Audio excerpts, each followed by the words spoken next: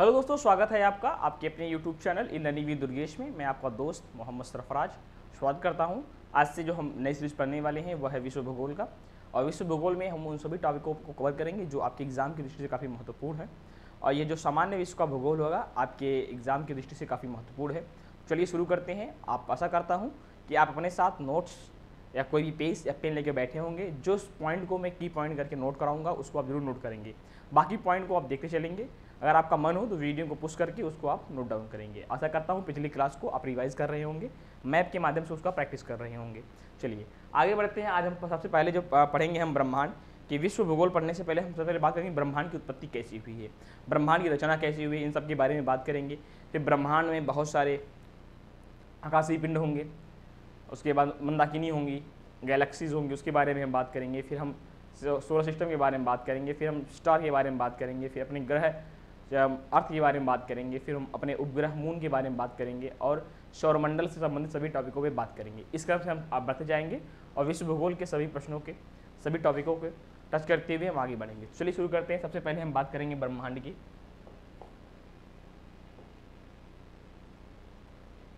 चलिए ब्रह्मांड की बात करें तो ब्रह्मांड की उत्पत्ति के सबसे आधुनिक सिद्धांत बात करें, सबसे जो नई सिद्धांत है जो सर्वमान्य इस समय प्रेजेंट टाइम में है वह सिद्धांत है बिग बैंग थ्योरी। ठीक है, बिग बैंग थ्योरी जिसको महाविस्फोटक सिद्धांत भी कहा जाता है। ठीक है, ध्यान रखेंगे इस बात को आप। और एक बात आप ध्यान रखेंगे कि बिग बैंग थ्योरी का प्रतिपादन जॉर्ज लेमेंटियर ने वर्ष 1927 में किया था। कब किया था? वर्ष 1927 में किया था। और इसकी व्याख्या रॉबर्ट वेगनर ने की थी। ठीक है, तो रॉबर्ट वेगनर के अनुसार 15 अरब वर्ष पूर्व संपूर्ण ब्रह्मांड एक गर्म सघन बिंदु के रूप में था जिसमें आकस्मिक विस्फोट हुआ और गैलेक्सियों का निर्माण हुआ। यह थ्योरी के अगर जनक जब भी पूछेगा तो वह जॉर्ज लेमेंटियर होंगे, लेकिन रॉबर्ट वेगनर के अनुसार 15 अरब वर्ष पूर्व ब्रह्मांड एक गर्म एवं सघन बिंदु के रूप में था जिसमें आकस्मिक विस्फोट हुआ और गैलेक्सियों का निर्माण हुआ। चलिए आगे बढ़ते हैं, बात करते हैं। ब्रह्मांड में अनुमानतः 100 अरब गैलेक्सी हैं तथा प्रत्येक गैलेक्सी में 100 अरब तारे हैं। जितने तारे होंगे उतने ही उसके सोलर सिस्टम का निर्माण होगा। हमारे गैलेक्सी जिसमें सौरमंडल स्थित है उसे मंदाकिनी, आकाशगंगा या दुख मेगला, मिल्की वे के नाम से जाना जाता है। प्रश्न पूछे कि सौरमंडल किस गैलेक्सी में स्थित है तो आपका उत्तर होगा मंदाकिनी, मंदाकिनी नहीं होगा तो आकाशगंगा, आकाशगंगा नहीं होगा तो दुग्ध मेखला होगा, या अंग्रेजी में इसको ही मिल्की वे कहते हैं। और जो हमारी गैलेक्सी है यह कैसा है? सर्पिल है, मतलब सर्पिलाकार है। ये सर्पिलाकार है, ठीक, गोला नहीं है। चलिए आगे बढ़ते हैं और अगले पॉइंट की बात करते हैं। ये पूरी पॉइंट आपके लिए इंपॉर्टेंट है, सभी पॉइंट को आप नोट डाउन करेंगे। चलिए देखिए, ब्रह्मांड से उत्पत्ति जो परिकल्पना होती है, हाइपोथेसिस होती है, उसमें एक होता है अद्वैतवादी, एक होता है द्वैतवादी संकल्पना। अद्वैतवादी संकल्पना ये होता है ऐसे विद्वान जो हमारे ब्रह्मांड की उत्पत्ति एक तारे से मानते हैं, और द्वैतवादी जो दो से मानते हैं। याद रखेंगे, वायव्य परिकल्पना जो है, गैसियस हाइपोथेसिस जो है, यह जर्मनी के इमैनुअल कांट ने दिया था 1755 ईस्वी में। वहीं निहारिका परिकल्पना की जो वो दिया था वह लाप्लास ने दिया था। ये दोनों इंपॉर्टेंट परिकल्पना है। यह ब्रह्मांड की उत्पत्ति के संबंधित सिद्धांत देने के लिए यह एक आधार का काम किया। और द्वैत परिकल्पना बात करें तो प्लेनेटेसिमल हाइपोथेसिस ये जेम्स जीन ने दिया था। ठीक है, इसको हम कभी कभी ज्वारी परिकल्पना नाम से भी जानते हैं। टाइडल हाइपोथेसिस की बात करें तो जेम्स एंड जेफरीज ने दी थी। और बाइनरी स्टार थ्योरी बात करें तो एच.एन. रसेल ने यह सिद्धांत दिया था। इंपॉर्टेंट आपके लिए यह वायव्य राशि है, निहारिका परिकल्पना है, और प्लेनेटेसिमल ये जेम्स जीन वाली जो ज्वारी परिकल्पना है ये है। ठीक है, अगला है सूर्य के आकार का तारा इस अवस्था में लगभग 10 बिलियन वर्ष तक रहता है। ठीक, उसके बाद उसका आकार छोटा होने लगता है क्योंकि हाइड्रोजन हीलियम समाप्त हो जाते हैं। हम जानते हैं कि सन में क्या होता है, नाभिकीय संलयन की क्रिया होती है, जिसमें जो हाइड्रोजन गैस होता है उसका जलन होता है, वह हीलियम में बदलता है। तो लगभग 10 बिलियन वर्ष, ठीक है, 10 बिलियन वर्ष तक बना जाता है, बाद में ये खत्म होने लगता है। तारा जितना बड़ा होता है, बड़ा होता जाएगा, जीवन अवधि उतनी ही कम होती जाएगी। तारा के साइज में प्रश्न पूछता है यदि तारे का साइज बढ़ेगा तो क्या होगा? तो याद रखेंगे, अगर तारे का साइज बढ़ेगा तो जीवन अवधि क्या होगी? जीवन अवधि कम होती जाएगी। इस बात का आप काफी अच्छे से ध्यान रखेंगे। और एक प्रश्न पूछा था सीटेट के एग्जाम में पिछले साल कि सूर्य के ताप में या उसके रंग से उसका क्या अनुमान लगा सकते हैं हम? तारे के रंग से हम उसके क्या अनुमान को लगा सकते हैं? तारे के रंग से उसके हम जीवन अवधि और उसकी गर्मी का अनुमान लगा सकते हैं। जब तारे का रंग नीला होता है, तो आप देखेंगे सबसे वो नया तारा है, सबसे नवीन तारा है, अभी वो लंबा चलेगा, और जैसे जैसे वो पीला या नारंगी होता जाता है तो उसकी अवधि कम होती जाती है, तारा पुराना बुढ़ा होता जाता है। चलिए आगे बढ़ेंगे। अगला है सुपर रक्त दानव, रेड सुपर गैंग। तारे की वह अवस्था है जिसमें तारा विकास की मुख्य अवस्था से निकलकर वृद्धावस्था की ओर अग्रसर होता है, जिसमें उसकी बाहरी सतह फैलती है और वह ठंडा होता है और उसकी चमक क्या होती है? कम होती जाती है। क्या देखेंगे? सुपर दानव जो होता है ये क्या है? ये सूर्य के बूढ़े होने का प्रतीक होता है।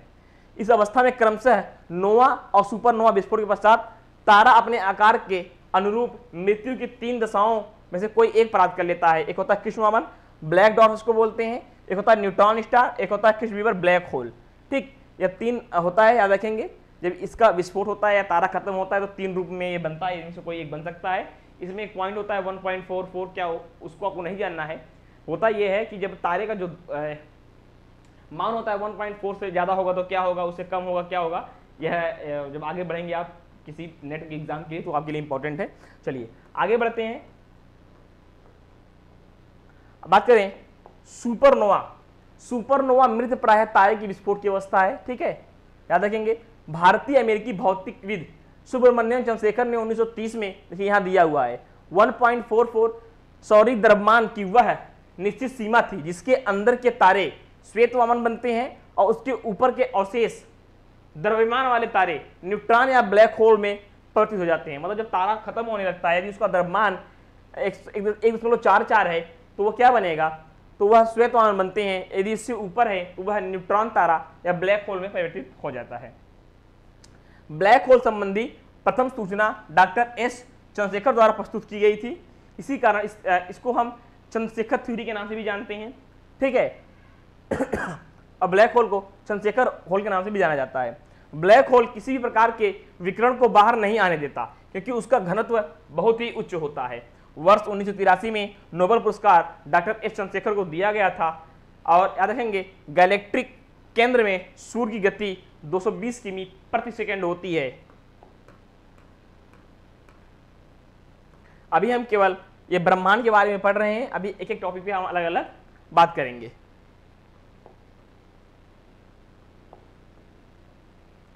सूर्य ब्रह्मांड की एक परिक्रमा 22.5 से 25 मतलब 22.5 से 25 करोड़ वर्ष में पूरी करता है। मतलब सूर्य को पूरे ब्रह्मांड की एक परिक्रमा करने में 25 करोड़ वर्ष का समय लगता है, इसे ब्रह्मांड वर्ष कहते हैं।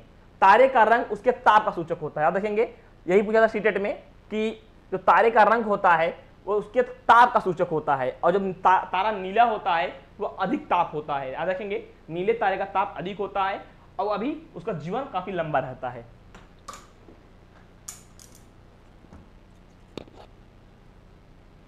ध्यान देंगे, निर्वात में प्रकाश द्वारा 3 × 10 किमी प्रति सेकंड की गति से एक वर्ष में चलती हुई दूरी प्रकाश वर्ष कहलाती है। ठीक, एक प्रकाश वर्ष में 9.461 × 10 m बराबर मतलब 63.24 × 10 मील बराबर पृथ्वी सूर्य से लगभग 2.496 × 10 किलोमीटर की दूरी पर स्थित है। इतना आपको याद रखना है। याद रखेंगे आप कि औसत 15 करोड़ किलोमीटर की दूरी पर स्थित है पृथ्वी। क्वास्कर एक चमकीला खगोलीय पिंड है जो अत्यधिक मात्रा में ऊर्जा उत्सर्जित करता है। आकाश में दिखने वाले कुछ लगभग बराबर चमकीले तारों का ऐसा समूह जो एक निश्चित आकृति में व्यवस्थित होता है तारामंडल अथवा नक्षत्र मंडल कहलाता है। अभी हम बात करेंगे ब्रह्मऋषि तारामंडल और तारामंडल के बारे में हम आगे बात करेंगे आपसे। याद रखेंगे,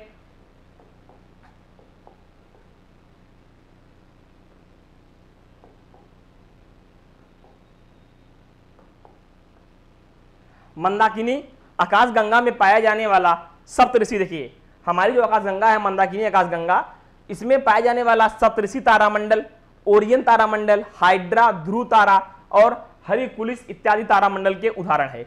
ये जो सप्तऋषि तारामंडल है, इसमें हम बात करेंगे कितने तारे होते हैं, कैसी आकृति होती है। हम बात करेंगे IAU इंटरनेशनल एस्ट्रोनॉमिकल यूनियन, ये लिखा हुआ है इंटरनेशनल एस्ट्रोनॉमिकल यूनियन ने के अनुसार आकाश में कुल आकाशगंगा की बात करें, कुल 88 तारामंडल हैं। सप्तऋषि तारामंडल से ध्रुव तारे के संकेत प्राप्त होते हैं।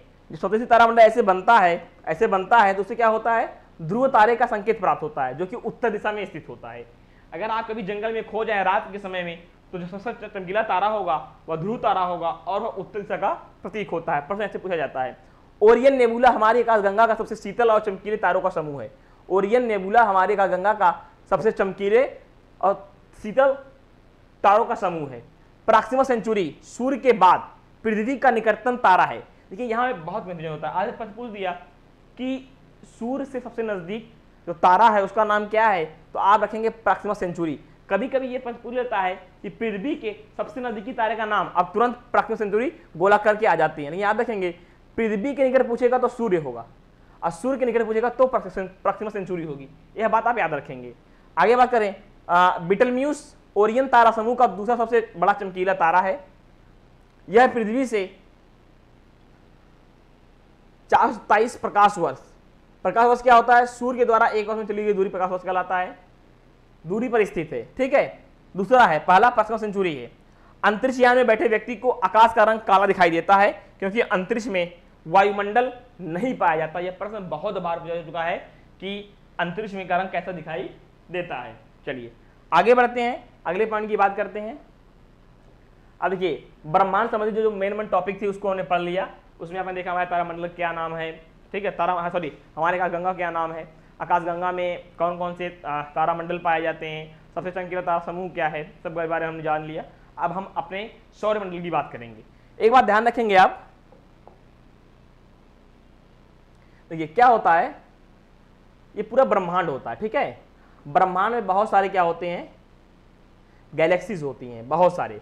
इस गैलेक्सी में बहुत सारे क्या होते हैं, सौरमंडल होते हैं। और इस सौरमंडल में बहुत सारे गैलेक्सी सौरमंडल होता है और सौरमंडल में बहुत सारे ग्रह और उपग्रह होते हैं। तो याद रखेंगे। अब हम बात कर रहे हैं सौरमंडल की, मतलब हमने गैलेक्सी की बात कर ली ये वाला, फिर हमने ये ब्रह्मांड का बात कर लिया, फिर हमने अभी गैलेक्सी की मतलब आकाशगंगा की बात किया। इसके अंदर अब हम सौरमंडल की बात करेंगे। सौरमंडल में हम तारे की बात करेंगे, ग्रह की बात करेंगे, एक एक करके हम इसके बारे में बात करेंगे। देखिए सौरमंडल की बात करें, सोलर सिस्टम बोलते हैं इसको। सूर्य, इनके 8 ग्रह तथा अनेक उपग्रह एक पूरे परिवार की रचना करते हैं, जिसे हम सौरमंडल कहते हैं। देखिए जिस तरह आपका अपना परिवार होता है जिसमें मम्मी पापा दादा दादी भाई बहन चाचा चाची सब लोग रहते हैं, उसी तरह सूर्य का अपना एक परिवार है जिसमें सूर्य अपने परिवार का मुखिया है। उसके बहुत सारे बच्चे हैं, बहुत सारी बेटियां हैं, नाती है, पोती है, पोता है, बहुत सारे लोग हैं। तो इसके 8 लड़के हैं। वो लड़के कौन हैं, बुध हैं, शुक्र हैं, शनि है, बृहस्पति है, अरुण है, वरुण है। पहले 9 थे, यम था, जो 9वां था वो बहुत मतलब बेकार लड़का था, उसको निकाल दिया गया है। उस सब के बारे में हम एक एक करके बात करेंगे। देखिए याद रखेंगे, सौरमंडल का निर्माण 4.6 बिलियन वर्ष पूर्व हुआ था। कितना, 4.6 बिलियन वर्ष पूर्व हुआ था। तो सूर्य की अवधि कितनी होगी, 4.6 बिलियन वर्ष। सौरमंडल में सूर्य और ऐसे खगोलीय पिंड सम्मिलित होते हैं जो गुरुत्वाकर्षण बल द्वारा सूर्य से जुड़े होते हैं। खगोलीय पिंडों में ग्रह, बौने ग्रह, प्राकृतिक उपग्रह, क्षुद्र ग्रह, उल्काएं, धूमकेतु और खगोलीय धूल शामिल होते हैं। निहारिका जो होता है वह सौरमंडल का भाग नहीं होता। याद रखेंगे, यह पॉइंट इंपॉर्टेंट आपके लिए। निहारिका सौरमंडल का भाग नहीं होता है। चलिए सबसे पहले मैं बताऊं तारा का डिफिनेशन आप जान लीजिए। वह आकाशीय पिंड जिसमें स्वयं की उष्मा व प्रकाश होता है वह तारा कहलाता है। इसमें स्वयं की उष्मा हो, स्वयं का प्रकाश हो, वह क्या कहलाएगा, तारा कहलाएगा।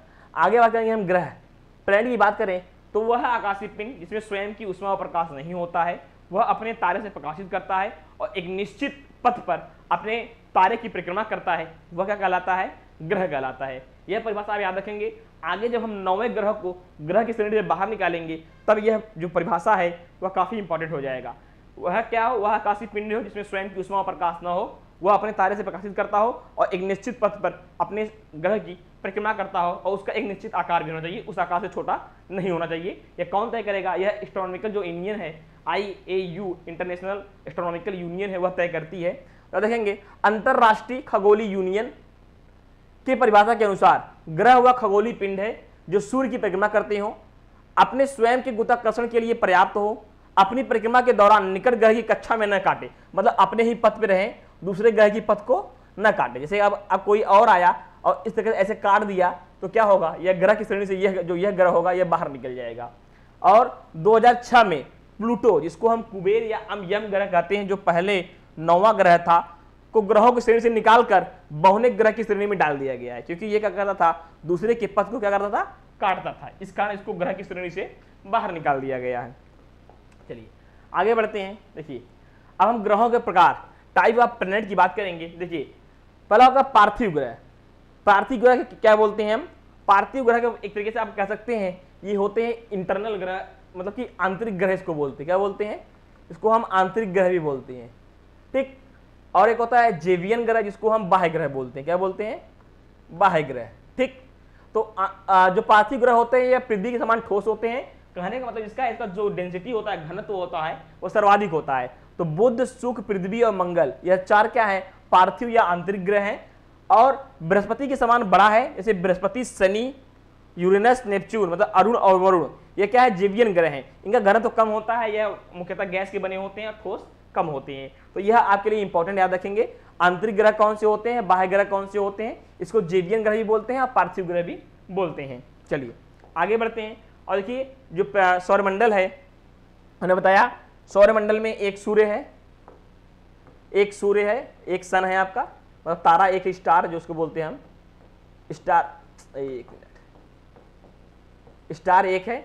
और दूसरे पानी की बात करें, अगर हम प्लेनेट की बात करें तो 8 प्लेनेट है, ठीक है। बहुत सारे आपके सब प्लेनेट मतलब उपग्रह हैं, उल्काएं पिंड हैं। याद रखेंगे हमारे सौरमंडल में कितने ग्रह हैं, 8।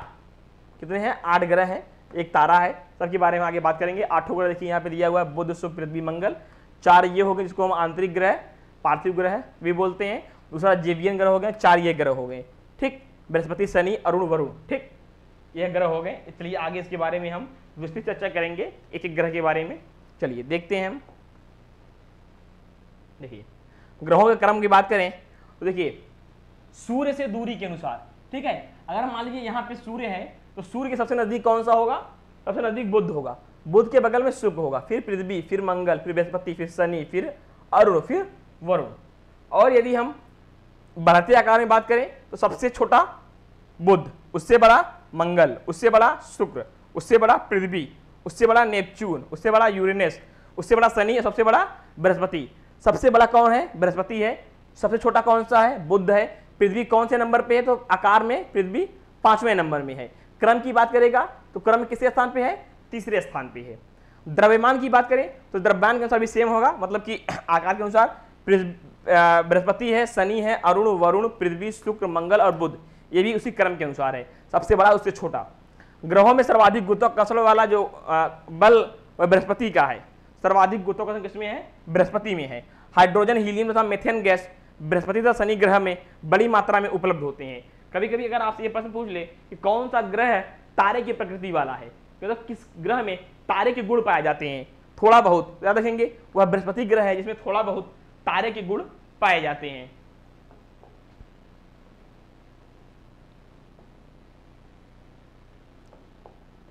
चलिए आगे बात करते हैं। गोल्डीलॉक्स जोन किसी तारे के चारों ओर स्थित ऐसे आवासीय क्षेत्र हैं जहां किसी ग्रह के सतह पर तरल पानी उचित मात्रा में पाई जाती है। हमारे सौरमंडल के गोल्डीलॉक्स जोन में एकमात्र स्थित ग्रह और पृथ्वी है, जहां पे क्या पाए जाते हैं, पानी पाए जाते हैं। सौरमंडल के सभी ग्रहों में पृथ्वी का घनत्व तो सबसे अधिक है, 5.5 ग्राम सेमी है, और शनि का घनत्व सबसे कम है। शनि का घनत्व इतना कम है कि इसको हम पानी में डाल देंगे तो तैरने लगेगा। निकोलस कॉपरनिकस ने सन 1514 ईस्वी में अपनी पुस्तक लिटिल कॉमेंट्री में कहा कि सूर्य ब्रह्मांड के केंद्र में है और पृथ्वी उसकी परिक्रमा कर रहा है। जो कि बात ये क्या हो गई, ये बात सही हुई। क्या है, सूर्य ब्रह्मांड के केंद्र में है और पृथ्वी उसकी परिक्रमा कर रही है। 6वीं शताब्दी ईस्वी में वराहमिहिर ने बता दिया था कि चंद्रमा पृथ्वी का चक्कर लगाती है और पृथ्वी सूर्य की परिक्रमा करता है। मतलब इन विदेशियों से पहले हमारे भारतीय जो ऋषि खगोलविद थे उन्होंने ये बता दिया था कि सूर्य केंद्र में है, बाकी सभी इसके चक्कर लगाते हैं। जोहान्स केपलर ने ग्रहों की गति संबंधी 3 नियम का प्रतिपादन किया था। ठीक है, चलिए आगे बढ़ते हैं। अंग्रेजी वैज्ञानिक आइजैक न्यूटन ने गुरुत्वाकर्षण तथा गति के नियम में 3 नियमों का प्रतिपादन किया था। जानते हैं न्यूटन का नियम 1, 2 और 3, ये तो आप अच्छे से जानते हैं। चलिए ये की फोटो आपको दिख रहा होगा पूरे ब्रह्मांड का, ध्यान से देखेंगे, मैं दिखा रहा हूं आपको। देखिए ये क्या है, ये जो दिखाई दे रहा है ये क्या है, सन है, ठीक। देखिए ये मरकरी है, बुध इसको बोलते हैं, हिंदी में क्या बोलते हैं, इसको हम बोलते हैं बुध ग्रह, ठीक। इसके बाद ये देख रहे हैं ये वीनस है, इसको हम शुक्र बोलते हैं, पृथ्वी की बहन बोलते हैं, सात की तारा, भोर की तारा बोलते हैं। ये हमारा अर्थ है,